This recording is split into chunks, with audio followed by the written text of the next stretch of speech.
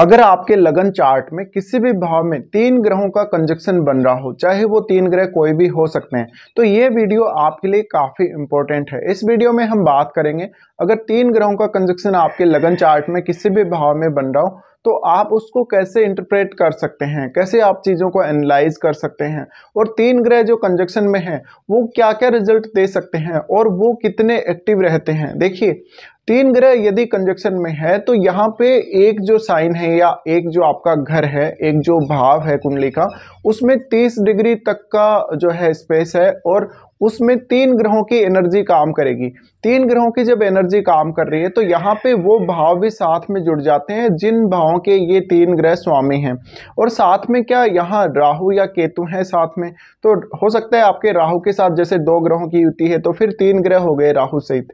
इसी प्रकार से केतु के साथ भी कोई 2 ग्रह आपके स्थित हो सकते हैं और किसी भी पर्टिकुलर हाउस में स्थित हो सकते हैं 1 से लेके 12 तक।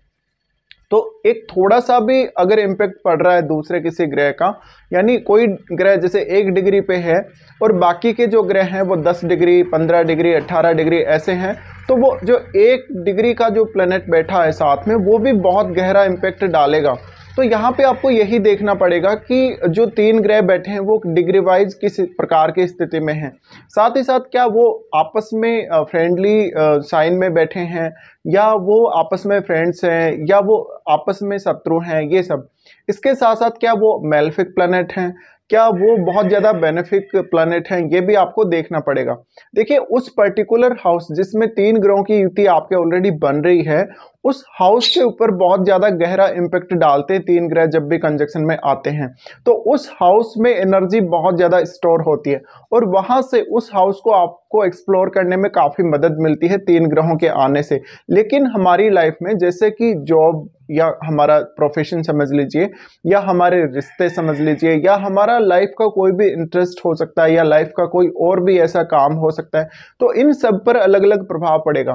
तो पर्टिकुलर जिस भाव में आपके 3 ग्रह आ रहे हैं कंजक्शन में, उस भाव से संबंधित जो आपके इंटरेस्ट हैं, आपकी जो हॉबीज हैं उस पर्टिकुलर हाउस से संबंधित, ऐसा पॉसिबल है कि आप उनको बहुत जल्दी पूरा कर पाएंगे और आप उनमें से अपनी कोई एक ऐसी स्किल सामने लेकर आ जाएंगे जहां पर वो स्किल की वजह से आप काफ़ी फेमस भी हो सकते हैं, या उस स्किल में आप काफ़ी क्रिएटिव भी हो सकते हैं। डिपेंड करता है कि वो ग्रह कौन कौन से हैं। साथ साथ में आपको ये भी देखना पड़ेगा कि क्या किसी अदर प्लेनेट का यहाँ पे इन्वॉल्वमेंट है या नहीं है, क्योंकि ये जो 3 ग्रह बैठे हैं उस पर्टिकुलर हाउस में, ये अपने से जस्ट ऑपोजिट 7वें भाव को भी उतना ही अधिक प्रभावित करेंगे, पर फिर भी ये ग्रह जिस भाव में है वो उसको सबसे ज्यादा प्रभावित करेंगे। 3 ग्रह आपके जिस भाव में बैठे हैं उस भाव के स्वामी को देखिए, उस भाव के स्वामी कौन है और वो चार्ट में कहाँ बैठे हैं। और अगर इन 3 ग्रहों में से किसी की भी महादशा आपको आ रही हो तो तीनों के तीनों का जो प्रभाव है वो आपको देखने को मिलेगा।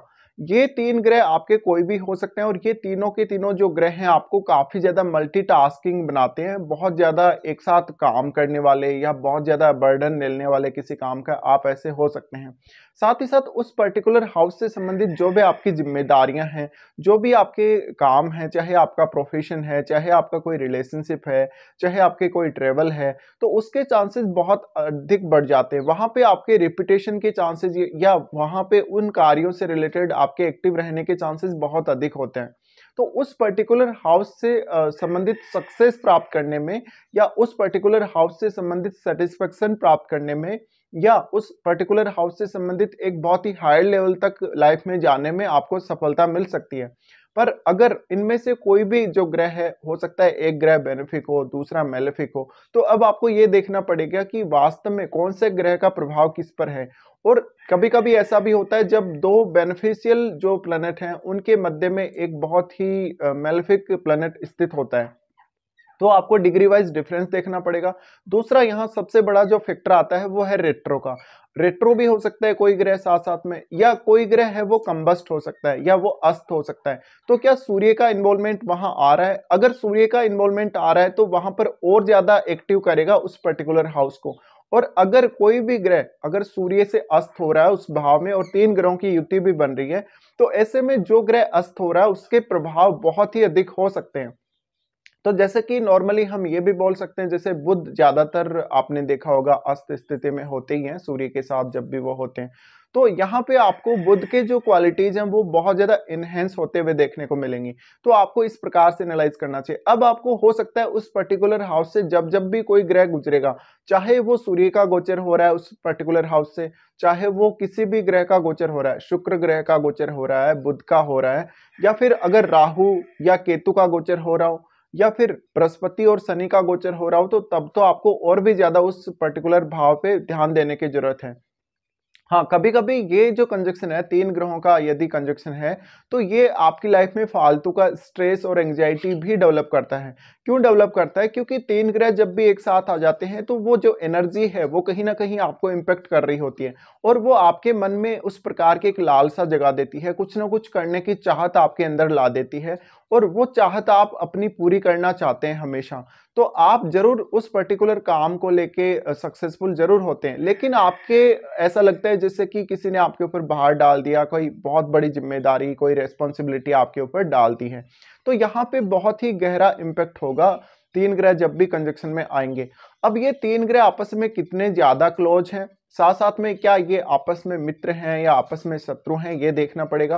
क्योंकि ज्यादातर केस में क्या होता है, यहाँ पर हो सकता है एक ही बेनिफिशियल प्लैनेट हो, और वो भी अगर उतना स्ट्रांग नहीं है तो दो जो मेलेफिक प्लैनेट होंगे वो उस पर्टिकुलर हाउस से चीजें जो है एक्सप्लोर करने में आपको मदद करेंगे, पर वो रिश्तों को काफी स्पॉइल कर सकते हैं। इसी प्रकार से यदि ये तीन ग्रह आपके कभी भी महादशा या अंतरदशा में आते हैं आपकी लाइफ में, तो भी आपके ऊपर काफी गहरा इंपैक्ट पड़ने वाला है।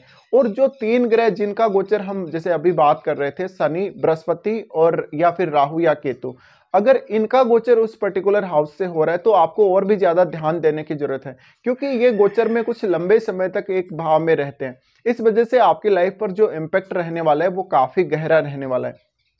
तो आप हमेशा इस प्रकार से एनालाइज कर सकते हैं, और कभी भी जो हाउस रूलर है, उस पर्टिकुलर भाव का जो स्वामी है, उसको कभी भी इग्नोर ना करें, और इनके साथ आपस में जो रिलेशन है उस हाउस रूलर के, वो भी आपको देखना चाहिए, जिसको हम नॉर्मली डिस्पोजिटर बोलते हैं।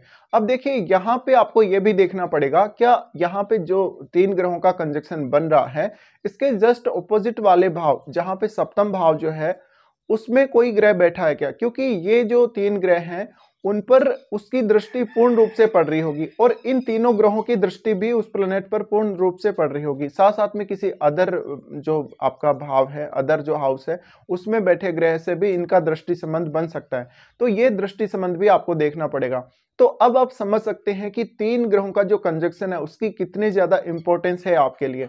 आप उसको बिल्कुल भी इग्नोर ना करें। वहां पर या तो चीजें आप बहुत एक्सट्रीमली डेवलप करेंगे, एक्सट्रीमली अचीव करेंगे अपनी लाइफ में, या बिल्कुल उस पर्टिकुलर हाउस से बहुत ज्यादा आप बर्डन झेलेंगे, बहुत ज्यादा स्ट्रेस अपनी लाइफ में लेकर आने वाले हो।